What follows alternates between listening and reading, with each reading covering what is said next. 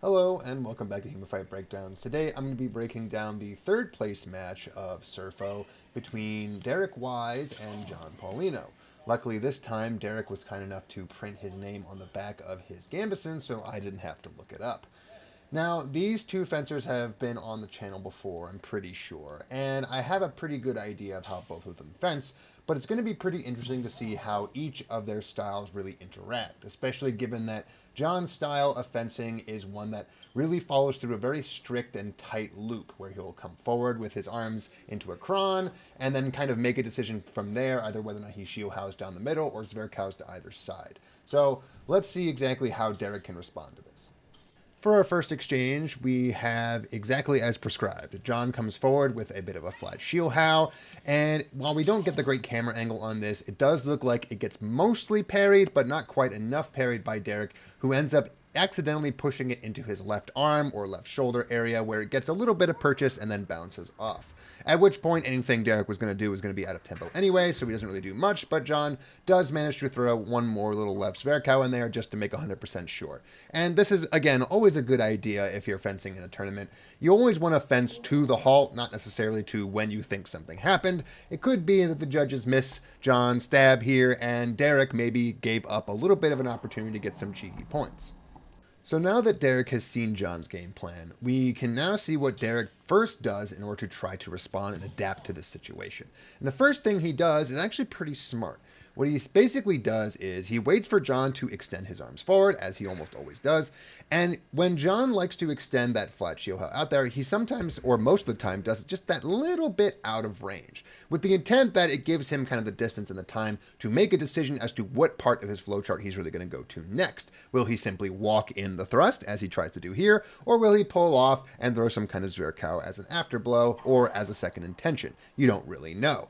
So when John comes forward, and again, he's that little bit out of range, Derek's adaptation here is to go up into his own kind of cron style parry and then attempt to shield how, vertical style, straight over the top onto the top of his head. And this almost works. The theory behind this is actually very sound, and the idea is that if you throw the shield how with that little bit of a vertical edge alignment, what's going to happen is that you're going to twist your wrists from your normal cron position, and that little bit of the twist of the wrist is going to be just enough to set John's tip off to the side and prevent Derek from getting stabbed, which of course is the first priority. After which, he will be able to throw that shield how over the top of the cron guard and the kind of extended position that John is in right now, hit him on the top of the head, and then still be in a pretty great spot to parry any follow-up Zverkows that might be coming. So in theory, this should work. The problem is that that little twist of the wrist has to really be there, otherwise you don't set the tip of John's sword off far enough, and you end up getting stabbed, and you end up getting into a little bit of a double. Now again, we don't have the great camera angle here, but you can see a little bit of flex in John's sword about halfway through with the slow-mo. Can't really know for sure whether or not that's just bending over the top of an arm, or if it's actually making any purchase, but in my mind, this kind of looks like a little bit of a double. John looks like he gets at least something out of his stab, and Derek does manage to get that vertical edge shield how right over the top, and it does look like it just glances off the top of John's mask. After this happens, though, there's also another interesting interaction. John, instead of going for one of his Zverkows, actually pushes through and attempts to pommel strike Derek in the face between his hands. And I have some mixed feelings on this general idea. Obviously, I don't have any problem with somebody pommel striking in this situation. It's a pretty good idea, and it's right there in the books. But one issue that I have sometimes is when you're trying to throw a pommel strike with both hands on your sword. And the problem with this is that what you're essentially trying to do is fit both of your forearms through a tight little opening that other people can just get in the way of. It's really, really hard, especially with your non-dominant hand, which is going to be closer to the bottom of the sword and basically right on top of the pommel, to fit that forearm through that hole. And what ends up happening is that your bottom forearm will often get caught on something, usually one of their forearms, and as a result, completely stuff your own pommel strike. What I find works a lot better is to take that non-dominant hand off the bottom of the sword, do the exact same motion, even sometimes leaving the hand off to the side, just not grabbing the sword. Those forearms will still clash, but you'll no longer be preventing yourself from driving that pommel strike forward the necessary 5-6 inches that frankly are really necessary to make that really good contact.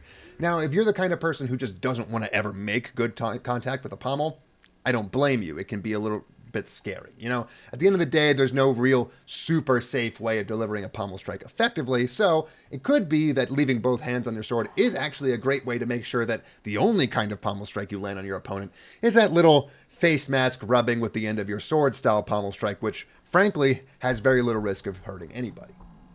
Now, for this third exchange, you might have been thinking that Derek was actually pretty happy with the adaptation he had in the second exchange, but maybe just didn't get the correct outcome. But according to this third exchange and the complete change in tactics from Derek here, he was very unhappy with his second exchange, and he goes at this problem from a completely new way. Instead of waiting for John to extend and go into his position from which he's trying to parry and repost that extended position, instead, Derek is going to race him to the punch, throwing his own big thrust straight from cold open right when he thinks that John is going to start taking his steps forward. And in this case, it worked fantastically. The reason it works, of course, is that instead of throwing the usual shield how, John opted to try to throw a little bit of a crump house style parry. Now, in a way this worked and in a way it didn't work. And one of the issues with throwing a crump style parry is that you have to really do it with the bottom part of your blade. And by the bottom, I mean the weak part of your blade. The issue with crump style parries is that the closer they are to the crossguard of your blade, the less actual axis of rotation you get on your crump style parry, resulting sometimes in situations like this. Derek threw that thrust straight down the pipe, but the crump style parry that John threw only really engaged his opponent's blade with the strong, meaning that as he got to his target, there wasn't really any displacement that his cron parry actually did. It didn't manage to push that tip far enough out of range, and the result is that it managed to go straight into the chest of John anyway, despite the fact that it did engage with his blade before it reached its target. This is really what tells you, in any kind of instance with any kind of parry, what's really wrong or what's really right with the parry that you've chosen to go for. If you throw that crump style parry and you move your hand significantly further off to the side, what you essentially do is you're giving your crump more axis of rotation and more displacement when it does make contact with the blade. However, the further your crump has to travel, the slower it goes, which means there's often this give and take style scenario where you're desperately trying to parry something appropriately, but the more you put into that parry, the more likely you're too slow to make it there in time. So it's a bit of a catch-22. I think if John had maybe widened his crump style parry, he probably wouldn't have made it in time. But if he shortened it, as he did, well, then he wasn't going to displace the point enough. I think at the end of the day, this crump style parry just wasn't the correct decision here. And honestly, I can't blame John for this one because he obviously made this decision before he had really even known what Derek was going to be going for. Either way, Derek's thrust plants directly into John's chest and then fires in that spring-loaded fashion directly into the crowd. Luckily, the directors knew enough to know that, well, just because it got pushed out of his hands doesn't mean he didn't land that thrust, and Derek gets his points. So for this next exchange, it is now John's turn to adapt, especially given that he just gave up a couple of critical points in that last exchange. But the thing about John, as I mentioned earlier, is that he always adapts everything within his flowchart.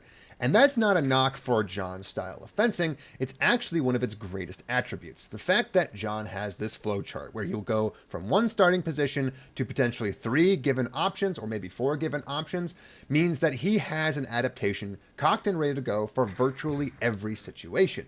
And this really gives credit to that style of fencing. In this particular exchange, John comes forward and he gestures to Derek that he is going to do the same thing as he's done in the past 3 exchanges, basically extend his arms forward and try to stab him right in the chest and maybe try to walk that stab in. But instead of doing either of those things, he goes through that position to throwing a big left Zverkow. And that left Zverkow was clearly not what Derek was expecting, as he went directly up into a cron parry, ready to deal with that thrust that he thought was coming. So instead of getting stabbed, Derek gets cut in the side of the head. And you can see in the slow-mo here, the point where Derek basically makes the decision of going, oh no, I'm already in this cron, I have to defend something that's coming on my opening, and he attempts to do really the right thing and point his sword towards the target and then push his crossguard out towards that area as fast as he can. Unfortunately, he's not quite fast enough to make it there. And as you can see from the footage, basically, John makes contact with Derek's right shoulder just before that crossguard manages to make it far enough to actually defend that area appropriately. Meaning that everything that happens afterwards is out of tempo, and honestly, everything that happens afterwards probably would have been ruled a double anyway. But really great adaptation here from John, even though, again, if you know how John fences, you know that this is really bread and butter.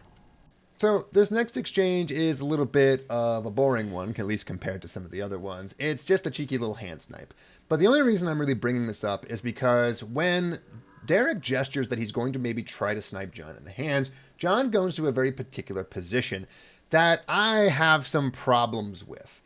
It's theoretically a barring style position that I guess you could say is from Meyer, but basically it's a guard that you take that's supposed to be defending your hands specifically from cuts from beneath. And there's a lot of situations where this is viable. A lot of people love to throw cuts to the hands from underneath because it's a particularly difficult part of your hands to defend. So by inverting your sword and maybe pointing your tip towards the ground a little bit, you're supposed to be putting your hands in a position where they're behind your crossguard again and now no longer vulnerable. But as I said, I have an issue with this position, and the issue is actually well demonstrated in this situation where actually the person who's in that full style guard with their, tip towards the ground has all the ability to change their angle of approach from this entire 180-degree range, and you don't really have the option as the person standing in the barring style guard to actually change where your crossguard is pointed that fast. Think about it this way. When your hands are upside down like this, how easy is it to point your crossguard all the way over to that other 90-degree area? It's really, really freaking hard. So what you do is when you see someone in this barring style position and they basically have their guard pointed down and towards their right side, well, you just go for their back left hand. And I think that's really what happened here. Derek went for that back left hand. He went just enough forward to try to reach that target. John pulled his hands back and tried to push his crossguard into the path, but ended up inadvertently pushing his right hand into that path and getting a little tag hit on the hands. Next up, we have another cheeky little couple points coming from Derek here, but ones that are expertly executed in terms of the concept of distance and timing. See, one of the things about one-handed strikes, which is what Derek gets these points off of, is that they often have more range and are more confusing to your opponent than, say, a regular two-handed thrust. I imagine that if Derek had tried to do a full send two-handed thrust here, he probably would have been parried and John would have had the better of the exchange, but that's not what happened. But the reason this is so well executed is because it really requires you to have a hard read on your opponent's temperament. The idea here is that Derek and John are squaring up and they're kind of moving back and forth in front of each other's range.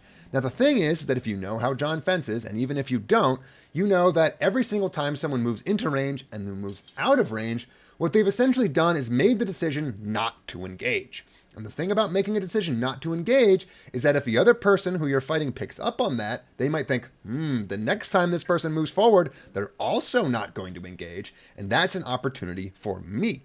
And that's exactly what Derek Wise here capitalizes on. John moves in just a little bit, but doesn't really do anything. And as a result, Derek knows he's fishing for that parry. And when someone's fishing for that parry, now is the perfect time to throw some wacky stuff. Because if they're looking for that parry and you throw a one-handed thrust, chances are they weren't prepared to parry that exact thing. And they might get that hit. But even if they do parry that exact thing, remember that their pattern so far is to move in a little bit and then to start to move backwards. And if you're throwing that one-handed strike right as they're in that point where they're transitioning from, I just move forward, I'm not going to commit, and now I'm going to go backwards, even if they land that parry, they're not going to have the footwork cocked and ready to go to then charge back at you and take advantage of the fact that you only have one hand on your sword. It's a really, really great execution of a one-handed technique. It works out beautifully, and it gets Derek some really nice points. So we just had a few exchange with some cheeky little points, and Derek has really caught up and really closed the gap between them. However, so far, he has yet to really have an appropriate and fully fleshed out response to John's flowchart of fencing. And in this next exchange, we see another attempt to try to find a gap in that armor, but doesn't really end up working out. So what happens here is that trying to use some of the same kind of stylistic footwork and distance and timing of the previous exchange, Derek is waiting for John to take that little step forward and then not commit. However, in this particular instance, John takes that little step forward and does commit. He commits very far forward with a big leaping Shielhao. However, Derek, who has been staying just that little bit out of range, is trying to use that distance to make sure that John is overextended when he does his big opening attack, and is hoping that he can throw a nice cheeky little short edge cut straight up into the bottom of John's hands as he is in that extended position, regardless of whether or not he threw a cut or a thrust. And again, it does mostly work out for him. He does get that scenario to happen. He does get John very extended, and he does manage to hit him in the bottom of the hands. However, John is not one who doesn't understand that this is maybe a theoretical vulnerability in his game plan, and knows how to, in a way, overcommit to a commitment and make sure that he can always land on a target with his initial action, even if his opponent is starting to back up. So as John is flying through the air, he's throwing his Shielhao, he realizes that he can't actually make it to the head or the chest. So instead, he cuts the angle of his Shielhao way, way low and manages to hit Derek in the hands as his own hands are coming up to hit John in the hands, resulting in a bit of a double. But in my opinion, this was a great adaptation on the side of John because he had the presence of mind to understand, again, as he is jumping through the air, to know, oh no, I can't make it to my intended target, I have to change it up. And in the middle of flight, change the path and the arc of your cut to make sure that it lands on something, to make sure that you don't end up with nothing and another cheeky little point to Derek. The next exchange, unfortunately, doesn't have a wonderful adaptation to talk about again, because at this point, it kind of seems like Derek Wise has gotten stuck into hand snipe mode. And again, there's nothing wrong with being in hand snipe mode. However, as we've seen in the last couple exchanges, Derek has not been able to successfully use hand snipe mode to his advantage. And in this exchange, the same kind of thing plays out. Derek is waiting for John to take that non-committal step forward. Derek takes a step back, snipes at the hands, and realizes once again that not only is he getting hit, but this time John is close enough to get a much better hit to the head, or it looks like a little bit on the neckline here, and resulting in a situation where John only has the ability to lose out on 1 point, cut to the hand, and at worst, he's going to double, and at best, he's going to get an advantageous double. Now, I don't always like to talk about the rule set of certain tournaments because I don't always think it changes how people fence. But in this particular instance, this is a clear-cut example of what can happen in a situation where your rule set has an allowance for 2-point versus 1-point doubles. If every single time you both hit each other, it ends up in 0 points, this hand snipe and back up method is really, really smart. It basically puts you in a position where if you get hit while moving backwards, no harm, no foul. As long as you manage to land something, it's going to wash out. However, if you're in a tournament where you can land a 2-point shot and your opponent lands a 1-point shot, and that results in you getting either 2 or 1 point, this isn't so viable a strategy anymore. The ability to take a step back, snipe the hands, no longer keeps you safe, with the double being a, washout.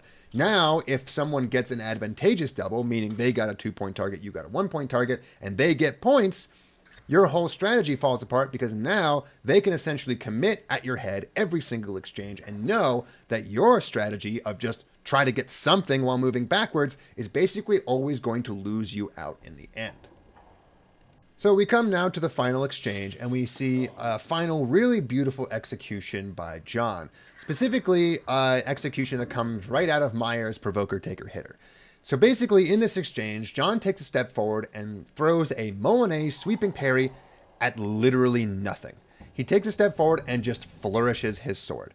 And under normal circumstances, this is a massive mistake and a huge opening for an opponent. Derek recognizes this and immediately throws a one-handed thrust straight down the pipe. However, as they say in Meyer, anything that you throw that gets your opponent to do what you want doesn't really matter what it is that you had to do. So when John throws his big sweeping parry, it is not with any intent of parrying anything. It is only with the intent of provoking his opponent to stand their ground, plant their feet, and throw something right back at him. The something which is going to be parried by the fact that John's sweeping parry immediately pivots into another sweeping parry directly across the front of his face and covering all of his dominant lines. which means that when John took that step forward through his little moulinet, there was nothing coming at him. But as he took that second step forward and swept it across his face, there was a one-handed thrust coming at him. And it turns out that even though John couldn't have known that Derek was going to throw a one-handed thrust, this is the ideal scenario for this exact play, because that sweeping parry straight across John's face manages to clear that one-handed thrust, and with the forward momentum John already had cocked and ready to go, he is now directly on top of Derek, who has just had his only hand on his sword battered away to his left side into a place where there's absolutely nothing that he can do about what's to come. So John follows it up, throws a left Zwerkow to a target that has zero ability to defend itself now, and he gets 2 clean points. And it really is a perfect demonstration of how provoker, taker, hitter can really work. The idea being that if you can provoke your opponent into attacking, this is a really great situation to be in, because if you know what you're going to do the second you see that attack coming, you can be in a perfect position to have your forward momentum, do a stepping parry, and be right into the basic range that you need to be in to use your follow-up hit to get exactly what you want. Under any other circumstances, if John wasn't moving forward, this would not have worked out. If John didn't have that second parry cocked and ready to go, he would have just got stabbed in the face. And most importantly, if he didn't know everything that he was going to do after he got that second parry, then he was maybe going to be in a situation where he could have been grappled, tied up, and resulted in no points. So all 3 of these things had to happen in this perfect sequence, and all 3 of them did, which is the final exchange and the final bit of points that John needed to win the fight. So that's going to be it for today. Obviously, next week, I'm going to have to move on to a completely different tournament because I basically never do anything other than gold and bronze, and God knows it was already hard enough to find SERFO footage as it was. But if you want to send me some SERFO footage, maybe of any of the other weapons or the URG tournament, feel free to do so, and I'll cover it. But until then, I will see you next week.